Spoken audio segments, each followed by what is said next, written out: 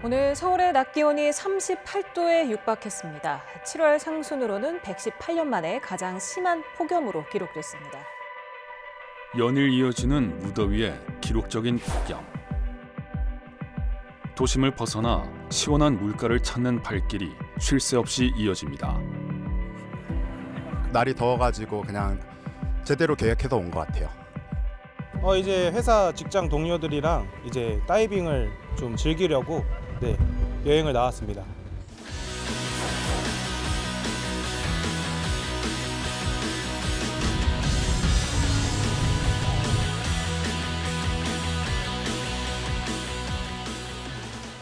시원한 물살이 반가운 것도 잠시.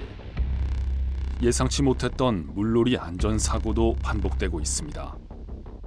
동곡 계곡에서 20대 남성이 다이빙하려다 돌에 머리를 부딪히는 사고가 발생했습니다. 폭염 속의 충남 금강에서 물놀이 하다가 실종된 20대 4명이 모두 숨진 채 발견됐습니다. 바닷가든 계곡이든 가릴 것 없이 매년 들려오는 사고 소식. 언제 또 사고가 날지 해당 지자체들도 긴장하고 있습니다. 물놀이 하는 사람들이 굉장히 늘어나고 있는데 그만큼 또 이제 이런 인명사고라든가 이런 우려도 굉장히 커지고 있습니다. 그래서 뜨거운 여름 휴식을 찾아 나선 피서객들. 더 재미있고 더 시원하기 위해 한 행동이 돌이킬 수 없는 사고로 이어질 수 있습니다. 안전한 여름을 위해 우리는 무엇을 주의해야 할까요? 오늘의 팩트체커 김혜린 기자와 함께합니다. 김 기자, 본격적인 휴가철이 시작되는데요. 요즘 해변과 계곡마다 피서객들이 붐비고 있습니다. 그런데 물놀이 사고도 끊이지 않고 있다고요? 네, 더위가 찾아오면 안타까운 사고 소식도 함께 들려옵니다. 특히 최근에는 새로운 물놀이 문화가 유행을 하면서 과거에는 없던 유형의 사고가 발생하고 있는데요. 하지만 안전 시스템 곳곳에는 구멍이 여전했습니다. 새로운 유형의 위험은 계속해서 생겨나고 있는데 안전망은 그 속도를 따라가지 못하고 있다는 거네요. 네, 그래서 팩트추적 제작진은 먼저 새로운 물놀이 문화와 그리고 그 뒤에 숨겨진 위험의 실태부터 확인해 봤습니다.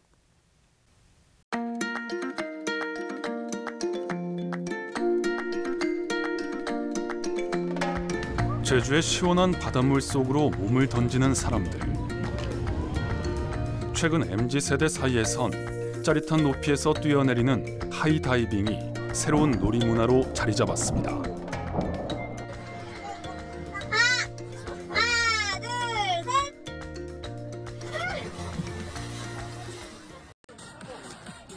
다이빙하는 모습을 SNS에 올리는 것도 하나의 유행이 됐습니다. 폭우는 다양하게 가고 있고요. 이제 제주도에 계곡도 있어가지고 계곡도 가는 편입니다. 인증샷도 많이 찍고 하세요? 네, 많이 찍고 있습니다. 하지만 사전 정보나 준비 없는 다이빙은 돌이킬 수 없는 사고로 이어지기도 합니다. 최근 해수욕장 수심이 얕은 곳에서 다이빙을 하던 물놀이객이 크게 다쳤는데요. 제주 해경 집계 결과 지난해부터 최근까지 접수된 다이빙 사고는 4건. 이 사고들 가운데 2명은 끝내 목숨을 잃었습니다. 사고가 반복되자 지자체는 펜스를 설치하고 경고문을 붙였습니다. 하지만 일부 피서객들은 이를 무시한 채 아슬아슬한 모험을 이어가고 있습니다.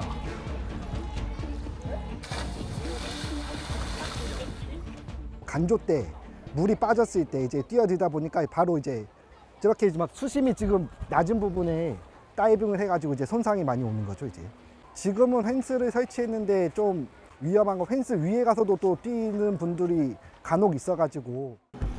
음주 역시 물놀이 사고의 주요 원인으로 꼽히지만 폭우와 평상에선 술병을 쉽게 찾아볼 수 있습니다.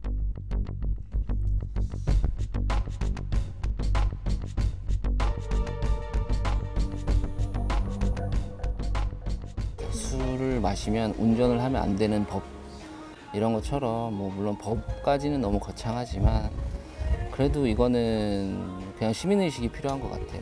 폭우에서 간단하게 술이나 맥주 한잔 하고 물에 들어가는 거는 또 다른 문제. 결국 성숙한 시민의식에만 기댈 뿐 위험천만한 다이빙을 체계적으로 관리할 뚜렷한 방안은 없는 실정입니다. 여름철 해변을 수놓은 또 하나의 유행, 서핑. 물에 뜨는 장비 덕에 수영을 못해도 즐길 수 있다는 인식이 퍼져 있습니다. 서핑 보드라던가 슈트 같은 것들에 부력이 충분히 들어가 있어서 수영 못하더라도 재밌게 놀 수 있었던 것 같아요. 서핑은 5년 전 올림픽 공식 종목으로 채택될 만큼 대중적인 인기를 끌고 있는데요. 그만큼 서핑을 하다 부상을 입는 경우도 늘고 있습니다. 강릉 아산병원 집계 결과 2016년부터 지난해까지 이 병원 응급실을 찾은 서핑 환자는 921명이었습니다. 2011년 불과 5명이 치료를 받았던 것과 비교하면 한 해 평균 100명을 상회하는 수준으로 크게 는 것입니다. 보드나 핀에 맞거나 이제 열상을 입게 돼서 오는 환자분들이 가장 많아서 리쉬가 밀어줄 때 손가락에 이렇게 감기게 되는 경우가 있어요. 리쉬가 손가락을 감고 그 상태로 이제 앞으로 쭉 가버리다 보면은 손가락이 이제 절단이 된다든지. 경각심을 가져야 할 점은 서핑 부상 사고가 단순한 찰과상에만 국한된 게 아니라는 겁니다. 치과의사 김보현 씨는 9년 전 생애 첫 서핑을 하러 갔다 하반신이 마비되는 부상을 입었습니다. 조금 늦게 도착해서 이제 안전교육이 사실 많이 생략이 되고 저는 이제 준비 운동도 하지 못한 상태에서 이제 바로 해변으로 가서 이제 서핑 동작을 연습을 했는데 충분한 준비 없이 시작된 서핑. 동작을 반복하던 김 씨는 허리에 통증을 느꼈지만 강사는 괜찮다며 강습을 이어갔습니다.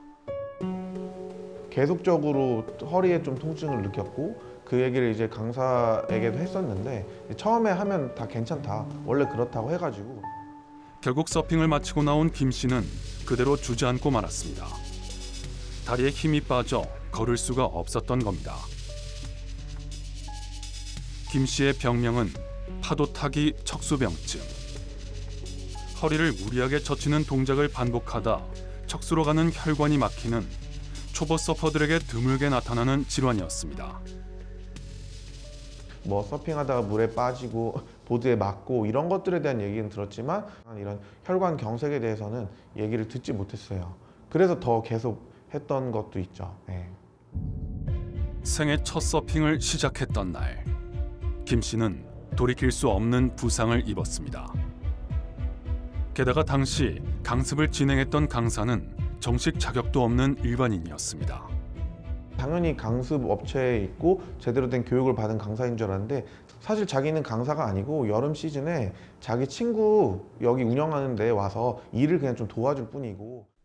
김 씨는 업체를 상대로 소송을 제기했지만 법원은 개인의 신체 내부에서 발생한 문제라며 업체의 책임을 묻지 않았습니다. 새로운 유형의 레저가 소개되고 인기를 끌고 있지만 이면에 가려진 사고의 위험성은 충분히 공유되지 않는 실정입니다. 서핑을 즐기러 갔다가 하반신이 마비되는 큰 사고를 겪은 건데 서퍼분들은 특히 이런 위험성을 잘 숙지해야 되겠습니다. 자, 그리고 물놀이로 인한 사망 사고도 끊이지 않고 있다고요? 네, 통계에 따르면 지난해까지 최근 5년 동안 물놀이 사고로 숨진 사람은 112명이나 됩니다. 특히 이 통계는 여름철인 매년 6월부터 8월까지 3개월씩만 집계한 것이라 실제 인명피해는 더 많을 것으로 보입니다. 그렇군요. 올해도 전국 해수욕장이 개장하면서 정부도 안전관리에 총력을 기울이고 있다고요? 네, 정부와 지자체가 안전대책을 내놓고는 있습니다. 다만 해수욕장마다 지원이나 관리 수준의 차이가 큰데요. 대형 해수욕장과 소규모 해수욕장의 격차를 해소해야 한다는 목소리가 많습니다. 왜 그런지 화면으로 보시죠. 정부는 지난달 1일부터 9월 말까지를 여름철 수상안전 대책기간으로 정하고 인명사고 예방 활동에 나섰습니다. 해수욕장마다 위험성 평가를 거쳐 안전요원을 충분히 배치하고 드론 등 첨단 장비까지 동원해 예찰을 강화한다는 계획입니다. 하지만 현실은 녹록지 않습니다. 해수욕장 규모에 따라 안전요원 부익부 빈익빈 현상이 뚜렷하게 나타나고 있는 겁니다. 대형 해수욕장은 정원이 금세 채워질 만큼 지원자가 몰리지만 소규모 해수욕장은 구인난에 시달리고 있습니다. 3차에 걸쳐서 지금 수산전 요원을 지금 모집 공고를 하고 있는데 직접 좀 미달이 돼서 계속 추가 모집 공고 중에 있습니다. 네. 이유는 임금 때문입니다. 안전요원의 보수는 하루 10만 원 남짓. 하지만 대형 해수욕장은 보수가 더 높거나 야간 수당까지 챙길 수 있고 주변 숙소나 편의시설의 차이도 큽니다. 인력이 몰리는 대형 해수욕장은 휴일을 보장하는 등 체계적인 운영이 가능하지만 작은 해수욕장은 그렇지 못한 점도 쏠림 현상의 이유입니다. 이 인력 수급이 워낙 어렵다 보니까 쉬는 날이 없습니다. 저희는 작은 마을 해수욕장 같은 경우는 인원이 뭐 해봐야 한두 명, 두세 명 파견이 되다 보니까 체계적인 근무가 어려워요. 지자체가 인력구조요원 양성에 적극적으로 나서고 있지만 지역 고령화는 인력난을 부추기는 또 다른 요인이 되고 있습니다. 안전요원은 직업 특성상 청년층을 선호할 수밖에 없기 때문입니다. 인명구조 요원을 양성하는 사업에도 저희가 이제 여기 한 20명을 모집한다고 그러면은 다 충원이 안 될 정도로 그만큼 이제 청년들이 점점 이제 감소하는 것도 부인난에 시달리는 그 주요한 원인 중에 하나라고 생각을 합니다. 네, 결국 안전의 최전선에 있어야 할 안전요원까지 부족한 현실인데 이런 악순환 이제 끊어야 되지 않을까요? 네, 맞습니다. 그래서 현장에서는 작은 해수욕장 근무자도 인건비를 현실화하고 또 숙소와 같은 처우 개선에 힘써서 인력을 유치해야 한다는 목소리가 나옵니다. 매년 사실 100여 명에 가까운 인건비를 저희가 세우다 보니까 인건비가 좀 열악한 그런 시구는 상대적으로 수산전 요원을 모집하는데 좀 애로사항이 좀 있다고 생각을 하고 작은 마을 단위 해수욕장이라도 숙식이 좀 가능한 좀 제공이 될 수 있도록. 물놀이 사고가 장소를 가리면서 발생하는 게 아니잖아요. 그런 만큼 해수욕장 인명구조요원들의 부익부 빈익빈 현상도 하루빨리 해결을 해야 될 것 같습니다. 자, 김 기자, 그런데 피서객들이 자주 찾는 계곡과 하천은 법의 사각지대에 놓여 있다고요? 네, 해수욕장과 달리 계곡은 법적인 보호장치조차 없는데요. 팩트추적 제작진이 이번에는 계곡을 찾아가 봤습니다. 경기도 가평군의 계곡. 해마다 30만 명이 넘는 피서객이 다녀가는 물놀이 명소입니다. 요즘 날씨 너무 더워져 갖고 이제 대학교 동기들이랑 같이 이제 시원한 계곡이 있다고 해서 한번 놀러 오게 되었습니다. 많은 피서객이 찾는 곳인 만큼 구명조끼와 부표 등 안전 설비가 비교적 잘 갖춰져 있고 안전요원도 상시 배치돼 있습니다. 성수기 때 행락객들이 집중적으로 인파가 몰릴 때는 7월 15일부터 8월 15일부터는 15일까지는 20시까지 연장근무, 2시간을 연장근무를 하고 있습니다. 하지만 이렇게 철저한 관리가 이루어지는 곳은 일부에 불과합니다. 해수욕장의 경우 해수욕장 이용 및 관리에 관한 법률에 따라 안전관리 지침이 시행되고 있지만 전국의 수많은 계곡과 하천 등 내수면을 규율하는 관련 법은 사실상 존재하지 않기 때문입니다. 관련법이 없습니다. 그래서 따라서 우리 군 내수면 물놀이 안전관리는 그 재난 및 안전관리 기본법 제4조 국가 등의 책무에 따라서 운영을 하고 있습니다. 결국 계곡과 하천의 안전관리는 지자체 조례에 기댈 수밖에 없는 현실. 이런 상황 속에서 안타까운 사고는 끊이지 않고 있습니다. 어제 강원도 홍천강에서 물놀이를 하던 10대 4명이 강물에 휩쓸렸습니다. 3명은 구조됐지만 실종되던 학생 1명은 결국 숨진 채 발견됐습니다.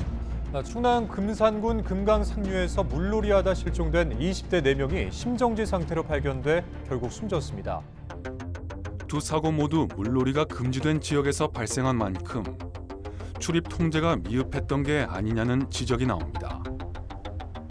대부분의 지자체는 순환 사고를 막기 위해 안전요원과 시설 등을 마련해 관리하는 안전관리구역과 과거 사망사고가 발생했거나 위험성이 높은 곳은 위험구역으로 나눠 관리하고 있습니다.